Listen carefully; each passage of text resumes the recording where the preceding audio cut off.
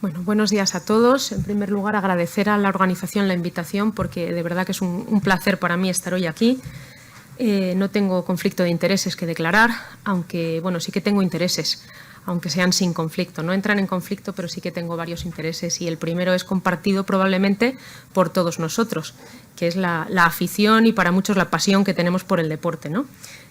A mí quizá me viene un poquito dada ya de cuna por aquello de criarme en Villa de Olímpicos y creo que debe tener cierta influencia porque la ponente anterior, de hecho, compartimos localidad, o sea que, bueno, siendo un pueblo de unos 5.000 habitantes, pues sí que debe tener algo que ver. A mí esto del deporte realmente no puedo hablar de deporte sin citar a quien fue y quien sigue siendo para mí un referente en el deporte, que fue don Amando Prendes, y realmente fue un referente en el deporte nacional y en el olimpismo. Y gracias a él pues tuve la oportunidad de coincidir, como en la foto, con Luisa Álvarez y con Herminio Menéndez o grandes figuras del olimpismo nacional. Entonces, cuando te apasiona algo así y encima ves que lo puedes juntar con la cardiología, pues es la combinación perfecta, ¿no? Ya cuando era residente me pareció que juntar la cardiología y el deporte pues era exactamente lo que más me gustaba, ¿no? Y tuve la oportunidad de hacer mis primeros pinitos en esto de la cardiología deportiva en el Consejo Superior de Deportes, lo que ahora se conoce como la Agencia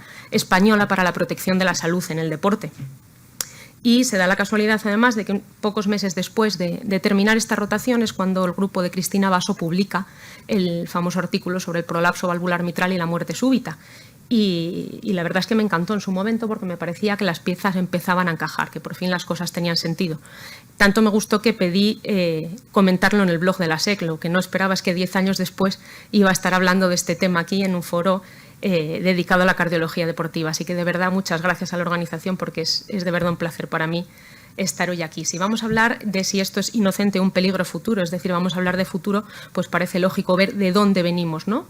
¿Cuáles son los antecedentes de esto? Si buscamos el prolapso valvular mitral en PubMed, pues obtenemos casi 8.000 resultados y vemos que los primeros datan de los años 40, porque fue por su auscultación característica, por ese clic sistólico, fue diagnosticado de manera bastante precoz y posteriormente vais a ver que a partir de los 80, con el desarrollo de la ecocardiografía, pues comenzó el boom de publicaciones y de evidencia científica al respecto.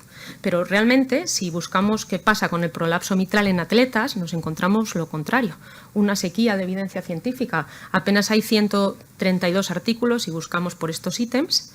Y, como veis, bueno, pues veremos posteriormente la evidencia, el grado de evidencia sobre algunos de estos ítems, la potencia de algunos de estos estudios, pues es más bien limitada, con lo cual tiene todo el sentido del mundo que hoy estemos hablando de esto, tanto por la prevalencia de la patología como por la escasez de evidencia científica en algunos aspectos y, por tanto, por la abundancia de dudas que todos tenemos al respecto.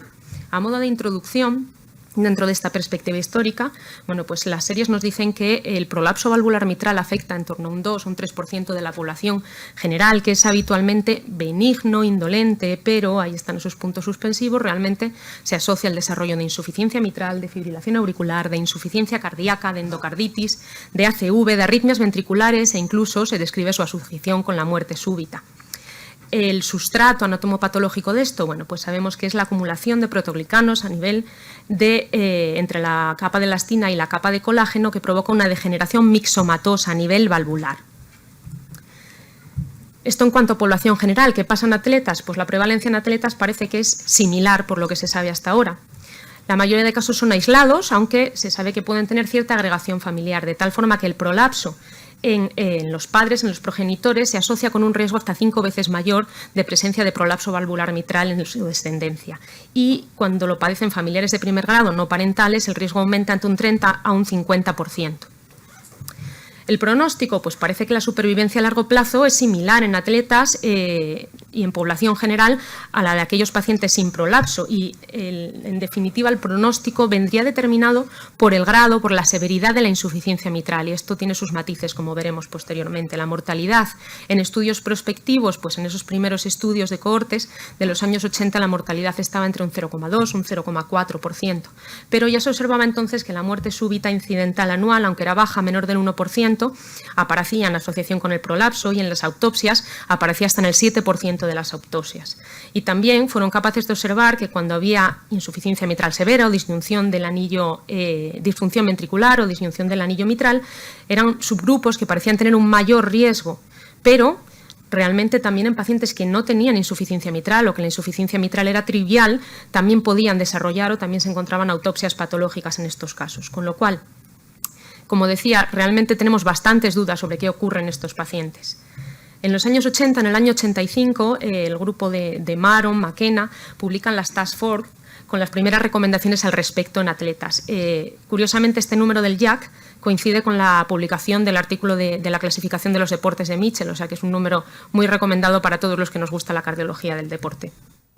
En aquel momento decían que los pacientes que tenían un prolapso valvular mitral y tenían alguna de estas características de riesgo, se les recomendaba, era plausible y recomendable que solo hicieran deporte de baja intensidad.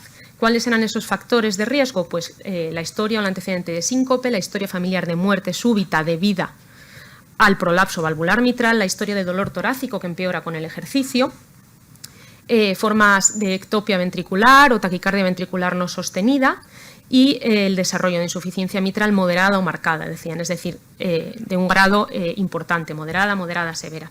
También cuando asociaba dilatación de aorta ascendente en aquellos que eran sindrómicos asociados principalmente al síndrome de Marfan. Y en los que no tuvieran ninguna de estas, pues nos decía que podían participar en cualquier tipo de deporte.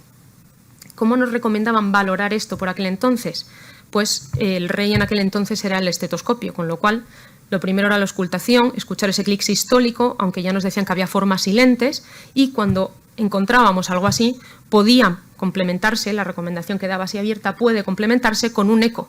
Por aquel entonces, sobre todo modo M, ya estaba el modo 2D y ya empezaban a tener disponible el Doppler espectral y Doppler color. Principalmente se basaba en detectar el engrosamiento valvular, el engrosamiento de los velos de la válvula mitral. Nos decía que también puede complementarse con un electro, puede complementarse con una prueba de esfuerzo. Que no obstante, aunque se han reportado casos de muerte súbita, esto es completamente raro. Únicamente en 3 atletas hasta entonces y solamente uno de ellos era realmente un deportista de alto nivel. Por tanto, las siguientes recomendaciones dijeron que la actitud debía ser permisiva en cuanto a la participación de los deportes, en todo tipo de deportes.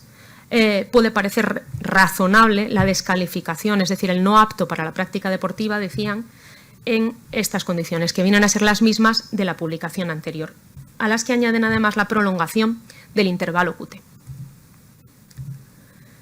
Estamos en los años, o pasamos, mejor dicho, a los años 90. En los años 80, como veis, hay un aumento de las publicaciones en relación con el desarrollo de la ecocardiografía y posteriormente, en la década de los 90, se publica este artículo del grupo del Véneto, del grupo de Cristina Basso, Domenico Corrado, en el que analizan 163 casos de muerte súbita. En ellos, en 17 pacientes, el 10%, el único hallazgo de alteración cardiológica fue la presencia de un prolapso valvular mitral. La mayoría eran mujeres, 12 mujeres con una edad comprendida entre los 14 y los 35, una media de 24 años y la inmensa mayoría de ellos se habían producido muerte súbita en reposo, no tenía relación con el ejercicio.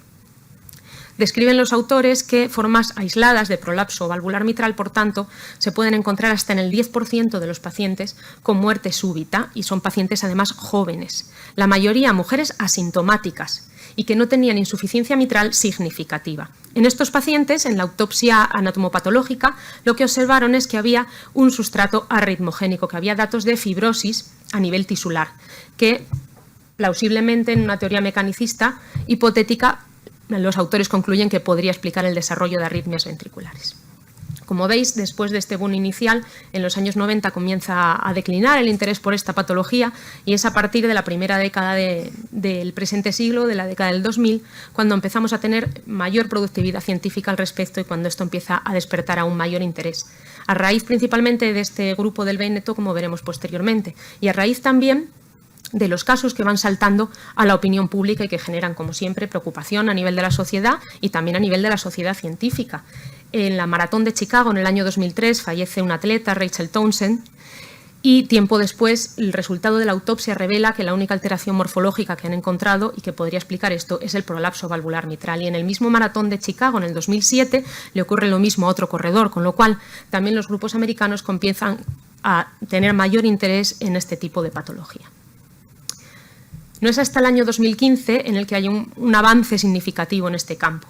Y es que hay un cambio de paradigma. En el año 2015 se publica el artículo de Cristina Basso que comentaba al principio de la presentación. Es una revisión de un registro retrospectivo en el que se incluyeron 650 adultos jóvenes menores de 40 años que habían presentado muerte súbita entre el año 82 y el año 2013 en la región del Véneto, que tenéis aquí a la derecha entre Ferrera y Cortina d'Ampezzo.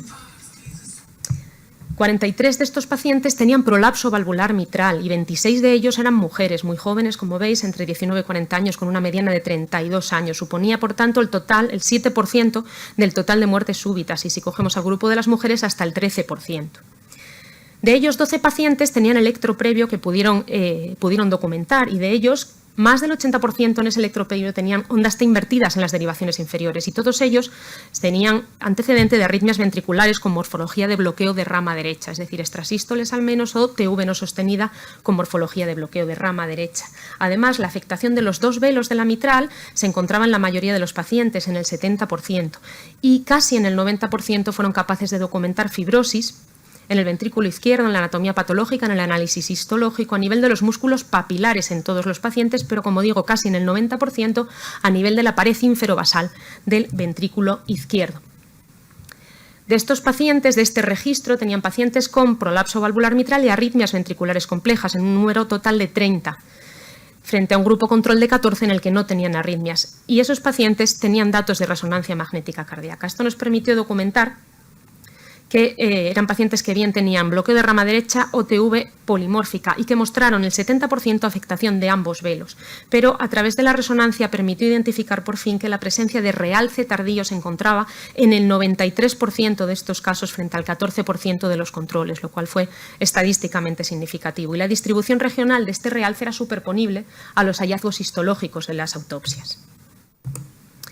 Por tanto, los autores concluyen que el prolapso valvular mitral era una causa infraestimada hasta entonces de muerte súbita de origen arrítmico, principalmente en mujeres jóvenes, que la fibrosis de los músculos papilares y de la pared inferolateral del ventrículo izquierdo se correlaciona efectivamente con el desarrollo de arritmias malignas y que la resonancia tiene un papel prometedor y puede contribuir en la estratificación de riesgo en estos pacientes.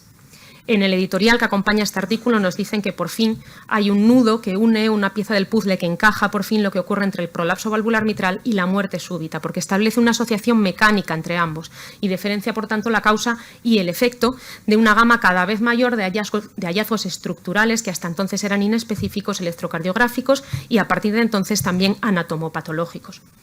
Y nos encontramos desde entonces en este escenario, en el que tenemos un número no desdeñable de pacientes, o mejor dicho, de atletas, que tienen un prolapso valvular mitral, a menudo como un hallazgo incidental. Pero nos gustaría distinguir, lógicamente, cuáles de ellos van a tener un comportamiento maligno, cuáles van a desarrollar arritmias ventriculares complejas o eventualmente muerte súbita. Nos encontramos en el escenario de poder utilizar todas las herramientas diagnósticas a nuestro alcance para discernir, tratar de identificar predictores o marcadores de riesgo arrítmico, por tanto, en estos pacientes. Hay dos escenarios dentro del prolapso valvular mitral que no podemos dejar de reseñar. Uno de ellos es la presencia de la disyunción del anillo mitral. Sabemos que es frecuente en estos pacientes, que está muy relacionada con la degeneración mixomatosa avanzada y que se asocia con la pérdida de la función mecánica del anillo. Tiene un valor pronóstico y se asocia a arritmias ventriculares complejas y a mortalidad. Pero, como veis en estas curvas, en la segunda sobre todo, esa significación no aparece hasta los 10 años del diagnóstico, parece que es tardío y que es un marcador de riesgo arrítmico a largo plazo. La disyunción del anillo mitral es una característica constante del prolapso valvular arrítmico en los pacientes con fibrosis del VI y la movilidad excesiva de los velos parece que podría explicar el estiramiento mecánico, la tracción sobre la pared inferolateral de los papilares, que es lo que conduciría eventualmente a la hipertrofia miocárdica y a la fibrosis. Es necesario en estos pacientes hacer un análisis dinámico, como veis a la derecha en imágenes de cine de resonancia, con eco o bien con resonancia, pero no nos vale, por tanto, un análisis estático de la morfología valvular, sino un análisis dinámico del comportamiento del anillo durante todo el ciclo. El otro escenario clínico que nos podemos encontrar o el otro fenotipo dentro del prolapso es lo que se conoce como complejo fenotipo arrítmico del prolapso. Se define por la presencia del prolapso con o sin disyunción, más la presencia de arritmias ventriculares complejas o frecuentes en ausencia de otro sustrato arrítmico que lo justifique, es decir, una miocardiopatía primaria de otra etiología o una miocardiopatía isquémica. Dentro de este complejo arrítmico se distinguen dos fenotipos. El primero de ellos es la presencia del prolapso valvular con insuficiencia mitral severa. Estos pacientes tienen mayor riesgo de muerte súbita si tienen síntomas, si tienen arritmias auriculares, si tienen disfunción sistólica. Podéis ver cómo el pronóstico de muerte súbita se correlaciona a medida que aumenta la clase funcional, a medida que se deteriora la clase funcional del paciente. También se incrementa a medida que va bajando la fracción de eyección y se dispara cuando la fracción de eyección ventricular está por debajo del 50. Debemos recordar que en estos pacientes con IM severa el dintel de fracción de eyección va a estar en 60% y también se correlaciona con el desarrollo, como decíamos, de arritmias auriculares, concretamente en la gráfica que tenéis, de fibrilación auricular. Pero sabemos además que incluso sin síntomas la incidencia de muerte súbita en estos pacientes puede llegar a duplicarse. El segundo de los fenotipos es el prolapso valvular con una degeneración mixomatosa severa, independientemente del grado de insuficiencia mitral que tenga el paciente. La supervivencia global de estos pacientes, si no tienen insuficiencia mitral severa o disfunción ventricular significativa, parece similar a la de la población general. Tienen peor pronóstico cuando tienen mayor redundancia de velos, mayor degeneración, mayor elongación o mayor engrosamiento, bien de velos o bien del aparato subvalvular. Tienen mayor frecuencia también de disyunción del anillo mitral y el comportamiento arrítmico en este grupo parece ser independiente de factores como la edad, el sexo, el grado de insuficiencia mitral, como decíamos, la FEBI o el prolapso, el grado de prolapso si es en 1 o en 2 velos.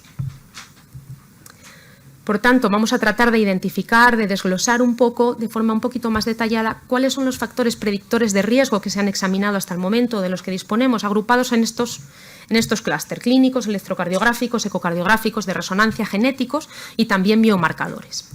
En primer lugar, los factores clínicos, pues clásicamente se hablaba del sexo femenino, como hemos comentado, pero realmente, como veis a la derecha, el sexo femenino realmente cuando ajustaban las cohortes actuales, cohortes mayores y con un seguimiento prospectivo más largo, pues parece que en el análisis ajustado por sexo no había una clara significación, con lo cual esto que era un signo o un factor clínico clásico parece que se nos cae un poco de la ecuación. La presencia de síntomas, que era otro factor clásico, el dolor torácico, las palpitaciones, la disnea de esfuerzo, pues igualmente en las últimas cohortes largas y con una suficiente potencia estadística como el Framingham tampoco ha tenido una significación estadística cuando valoran a los pacientes con prolapso valvular mitral en el Framingham. El único quizá factor clínico que se ha demostrado suficiente potencia estadística en su grado de asociación es la presencia, el antecedente de síncope en el paciente.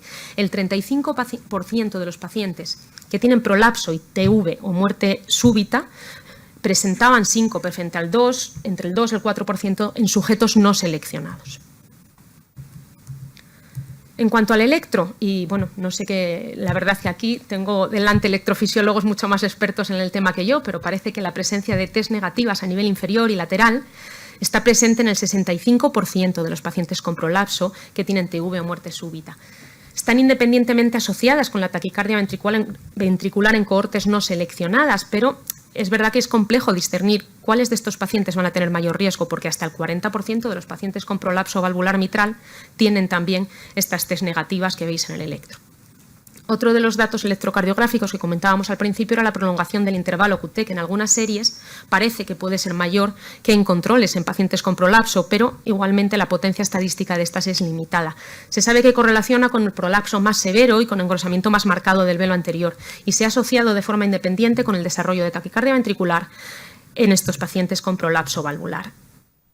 El tercero de los factores electrocardiográficos, la presencia de un QRS fragmentado, especialmente en la parte final del QRS. Es un marcador de escara asociada con mayor riesgo de taquicardia ventricular en distintas poblaciones, no solo en prolapso valvular mitral, y la presencia de extrasístoles ventriculares. Las extrasístoles ventriculares y sobre todo cuando desarrollan TVs no sostenidas sí que han demostrado ser un marcador de riesgo. La morfología de estas taquicardias no sostenidas suele ser compatible con papilares, con anillo mitral, con segmentos basales del ventrículo izquierdo, con la morfología que veis a la derecha. Incluso se ha descrito un patrón característico con estas morfologías alternantes entre los papilares y el tracto de salida del ventrículo derecho, que asocia mayor riesgo de muerte súbita en pacientes con prolapso valvular mitral. En cuanto a la ecocardiografía, Pues podemos distinguir distintos factores, unos predictores fisiopatológicos. A mayor severidad de la insuficiencia mitral, como decíamos, mayor mortalidad. Sabemos que la insuficiencia mitral degenerativa tiene una elevada mortalidad, incrementa la mortalidad respecto a la población general. Pero debemos tener en cuenta que la cuantificación de la insuficiencia mitral en el contexto del prolapso puede tornarse especialmente compleja. Son yetes céntricos. El PISA que habitualmente podemos utilizar en la insuficiencia funcional no es tan aplicable en este caso, con lo cual debemos hacer una valoración integral aunando los distintos criterios de severidad y de repercusión hemodinámica de la misma. Hay una serie de predictores morfológicos. Hemos citado ya la disyunción del anillo mitral y la degeneración mixomatosa severa. Y ellos son independientes del grado de severidad de la IEM, es decir, una degeneración mixomatosa severa con marcado engrosamiento, elongación y afectación de múltiples segmentos de ambos velos tendría per se un mayor riesgo arrítmico, aunque no degenere por el momento o no provoque por el momento una insuficiencia mitral significativa. En tercer lugar, cabe citar el strain, las técnicas de deformación longitudinal. En estos pacientes se ha documentado que tienen mayor dispersión mecánica, que es más frecuente en los pacientes que desarrollan taquicardia ventricular, un 40 frente a un 60%. El strain longitudinal global suele estar a menudo conservado, aunque, como decimos, con cierto grado de dispersión. Parece correlacional con el riesgo arrítmico, pero hoy por hoy nos falta evidencia sólida para identificar únicamente mediante un valor de strain longitudinal global a aquellos pacientes que podrían tener este mayor riesgo respecto a los controles. Queda por ver qué papel puede tener aquí la resonancia mediante las técnicas de feature tracking para valorar la deformación segmentaria y global. La resonancia magnética es la que ha cambiado un poco el paradigma, como comentábamos, por su potencia en la caracterización tisular, principalmente utilizando secuencias potenciadas en T1 y contrastes de gadolinio. De esta forma, la fibrosis es común, se ha documentado de forma común en la resonancia de los pacientes con prolapso valvular mitral, hasta en el 37%, en la región cerca del anillo, inferior, inferolateral o en papilares. De tal forma que solo el realce tardío en estas regiones mitrales del aparato subvalvular perianular correlaciona claramente con el desarrollo de arritmia. Y el hallazgo incidental o por sobrecarga inespecífico de realce en otra localización ventricular en pacientes con prolapso parece no correlacionar con el riesgo de muerte súbita. Hoy en día disponemos además de las secuencias de mapeo paramétrico, de tal forma que el T1 mapping, la presencia de fibrosis difusa documentada mediante T1 mapping y expansión del volumen extracelular, se asocia a arritmias ventriculares complejas. Los expertos nos aconsejan que la valoración de estos pacientes, la valoración de resonancia, requiere un protocolo completo y que se desarrolle en centros con experiencia. Hay una serie de predictores genéticos. Decíamos antes que puede haber una asociación familiar no sindrómica. Se ha documentado ya desde el año 69 en una serie de familias que tenían cierto grado de agregación familiar, aunque no se conocía claramente el patrón de herencia. Hoy sabemos que probablemente en estos que tienen agregación familiar sea la anomalía cardiovascular con un patrón mendeliano de herencia más frecuente, aunque con cierta heterogeneidad fenotípica, como ocurre en la mayoría de las miocardiopatías. Se ha asociado también alteraciones en la filamina A. Tuvimos un caso hace poco de una paciente que valorábamos por dilatación aórtica, que en la evolución tenía una dilatación del seno coronariano izquierdo, que podría ser incluso congénita, no se sabía muy bien la etiología, era aislada de seno, pero con el tiempo termina haciendo dilatación también de aorta ascendente, dilatación de la arteria pulmonar, y en una de las ecos de seguimiento se va documentando que el velo posterior se empieza a engrosar y que tiene una imagen que parece un pequeño aneurisma de la pared que condiciona un prolapso focal dentro de uno de los festones. Y finalmente era un filamin-related disorder, o sea, una degeneración valvular ligada al cromosoma X que puede asociar además trastornos de la coagulación. En la práctica clínica, los expertos nos dicen que en pacientes con prolapso valvular mitral sindrómico, como el Marfan o el OSDH, se debe estudiar, pero en los que no tienen una expresión sindrómica no se justifica el estudio genético de rutina, más que nada porque no sabemos muy bien qué buscar y tampoco vamos a saber probablemente interpretar lo que nos vamos a encontrar. También se han documentado una serie de biomarcadores que pueden tener un resultado o un futuro más o menos prometedor en esto, pero hoy por hoy un papel limitado. Es el análisis de los microRNAs o el STS, que parece asociado a arritmias ventriculares, y también el factor de crecimiento tumoral beta-1, que contribuye a la fibrosis y al remodelado ventricular, aunque no se ha asociado la elevación de este al desarrollo de arritmias. Por tanto, hoy en día nos dicen que tampoco está justificado pedir esta serie de marcadores en estos pacientes. Una vez que conocemos los factores de riesgo y que tenemos un paciente que tiene esos factores de riesgo y que tiene una insuficiencia mitral más o menos significativa, ¿qué pasa si nos planteamos operarle? ¿Qué papel juega la cirugía cardíaca aquí? Pues de nuevo nos encontramos a veces más incógnitas que certezas porque hay pequeñas series, casos clínicos. La reparación quirúrgica parece que tiende a reducir el umbral arrítmico, aunque se desconoce el papel concreto de las distintas técnicas de reparación. Si es mejor implantar un anillo, neocuerdas o si la diferencia en la técnica pueda tener alguna diferencia en el pronóstico. Se ha reportado además que la crioablación quirúrgica de las TVs durante la cirugía mitral podría tener cierto beneficio y la cirugía precoz en el prolapso en pacientes con IM severa pero sin taquicardia ventricular sí que parece igualar a largo plazo, a medio largo plazo, el exceso de mortalidad que tenía esta población. Con todo esto que hemos comentado, un pequeño repaso de la evolución de la evidencia clínica al respecto, me gustaría comentaros un paciente.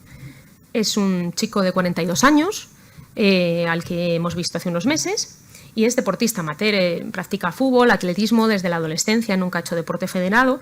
Actualmente ha tenido épocas de bastante más carga de entrenamiento, pero actualmente hace unas 3-4 sesiones a la semana en las que hace carrera unos 8-10 kilómetros y participa en carreras populares. La máxima distancia que ha corrido es la media maratón. No tiene ningún antecedente patológico a otro nivel reseñable. Y bueno, le conozco y como le conozco me dijo, pues a ver si me ves un día, que de vez en cuando noto como palpitaciones y tal, pero bueno, estoy muy estresado, seguramente que es eso y tal, pero bueno, un día que tengas tiempo nos vemos en la consulta. Vale, muy bien.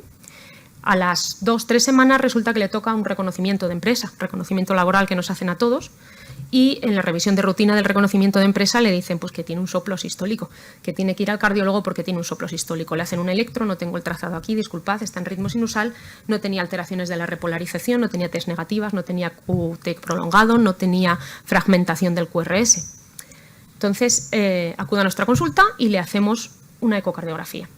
Y disculpad porque he tenido problema con la compatibilidad del formato de los vídeos. En la ecografía lo que se ve es un ventrículo izquierdo que tiene una dilatación leve, morfología normal, la fracción de eyección está en el límite bajo, en torno al 53%, no tiene alteraciones segmentarias, la función diastólica es normal. El derecho es normal, aunque la fracción de acortamiento está en el límite bajo de la normalidad.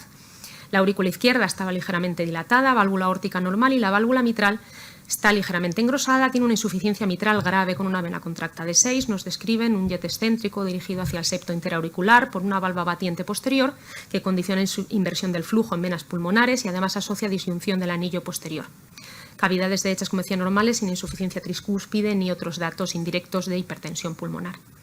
En base a esto, bueno, pues decidimos hacerle una resonancia de la que os muestro las imágenes del realce tardío de gadolinio. En los cines, que como era en vídeo tampoco tenía la compatibilidad, se muestra un ventrículo izquierdo moderadamente dilatado con una fracción de eyección del 55% por resonancia para unos límites inferiores, en principio del 57% por reso. Como veis, tiene una zona de realce inferolateral a nivel basal que se ve tanto en los ejes largos como en los ejes cortos. Como además se quejaba de palpitaciones, pues decidimos hacerle un Holter. En el Holter nos lo informan como en ritmo sinusal y nos dicen que no tiene ningún evento arrítmico significativo. Y además le hicimos una ergometría para ver cómo se comportaba en el esfuerzo, no hay ningún tipo de evento arrítmico, nos dicen que está en clase funcional 1 y el consumo de oxígeno era de 30-31, no se ha documentado ninguna otra alteración significativa. Me gustaría tener mando o algo para que votáramos de forma anónima, pero me gustaría saber la opinión. ¿Qué haríais con este paciente? ¿Quién le operaría, por ejemplo? ¿Quién le remitiría a cirugía? Está asintomático y tiene un ProBNP además de 34. ¿Quién no le operaría? Hay gente que no se decanta ni por uno ni por otro. ¿Quién le pediría otra prueba? Nadie le pediría nada. ¿Quién solo continuaría seguimiento?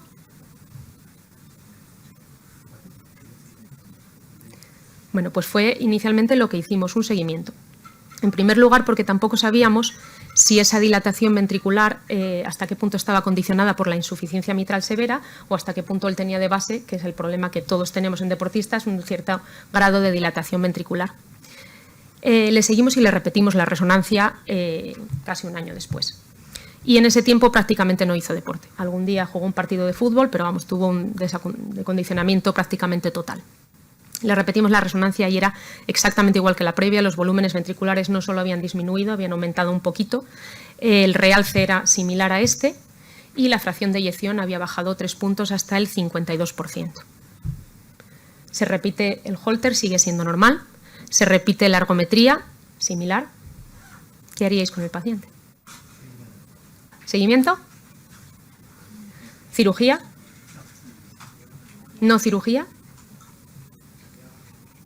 Bueno, pues como veis, a pesar de todo lo que hemos comentado, ninguno tenemos una sólida respuesta para ver qué hacer con este paciente al que le hemos tratado de estratificar todo su riesgo arrítmico. Se ha publicado hace unos meses un consenso por parte de la ERA sobre el riesgo arrítmico de los pacientes con prolapso valvular mitral y basándonos en él, pues si nos ponemos a valorar este paciente, nos dice que si está asintomático, le hagamos un Holter periódico, si tiene palpitaciones, lo mismo, le hagamos un Holter.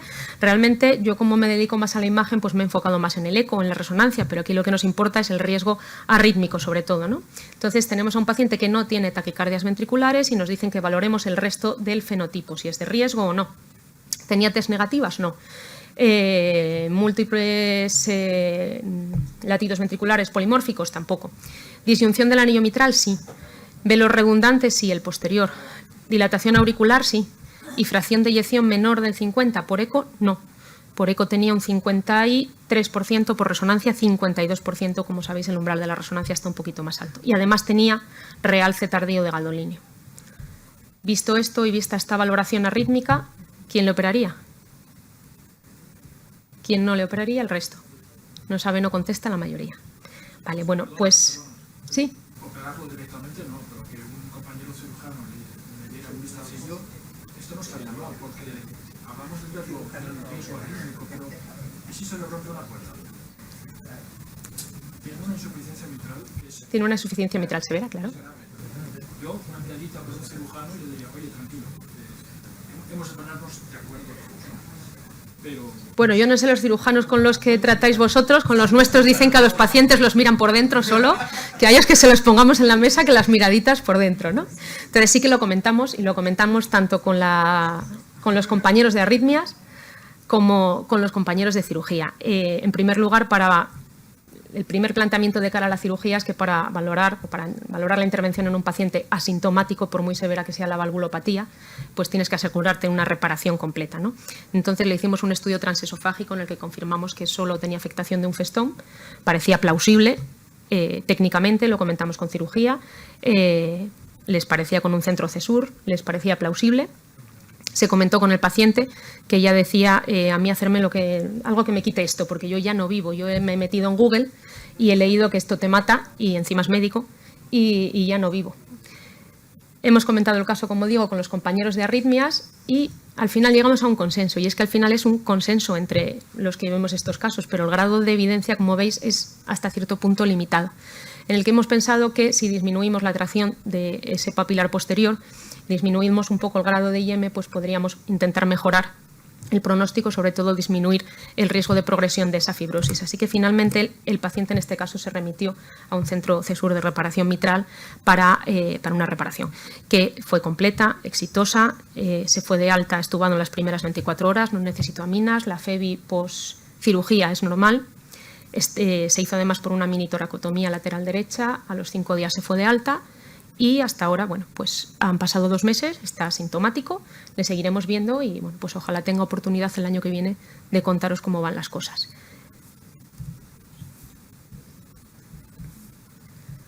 Nos quedan, como decimos, por tanto, cuestiones aún por resolver. La incidencia real y el mecanismo de algunas arritmias ventriculares en estos pacientes parece que está aún por aclarar. Los determinantes están solo parcialmente definidos. Parece que hay datos también en la proteómica y en estudios moleculares que pueden arrojar más luz. La detección de TV, pues hay que tener en cuenta que son atletas asintomáticos y que puede desencadenar unas medidas de prevención a veces excesivas por exceso de celo que pueden resultar incluso innecesarias y eventualmente perjudiciales para el atleta, con lo cual alcanzar el equilibrio siempre va a ser complicado. Necesitamos para ello cortes más largas, estudios prospectivos, registros retrospectivos de los datos que ya tenemos y ensayos clínicos que aclaren el beneficio de ciertas medidas terapéuticas. ¿Disminuimos realmente el riesgo arrítmico después de la cirugía? Pues realmente lo desconocemos. ¿Qué beneficio puede tener en estos pacientes el DAI, la cirugía o la ablación? Pues el DAI está claro cuando ha tenido una muerte súbita, pero fuera de ahí nos cuesta más indicarlo, ¿no? Como conclusiones, el prolapso valvular mitral es una entidad de alta prevalencia y probablemente infradiagnosticada, benigna en su mayoría, pero que puede tener un comportamiento maligno. Principales complicaciones derivadas de la presencia de ese sustrato arrítmico que es identificable tanto a nivel histológico como a nivel de fibrosis focal en secuencias de realce tardío de gadolinio. Los esfuerzos diagnósticos pues, deben ir enfocados, por tanto, a la identificación de esos pacientes con mayor riesgo de eventos arrítmicos. La aproximación, tanto diagnóstica como pronóstica, debe ser multimodal y la realización de autopsias, de registros de muerte súbita, como el del Véneto, es la que juega un papel primordial en el conocimiento de la enfermedad para la comunidad científica. El continuo desarrollo de las técnicas de imagen, de los estudios de genética y de las técnicas de inteligencia artificial puede ayudarnos a mejorar la estratificación de riesgo en estos pacientes en un futuro, ojalá próximo. Muchas gracias.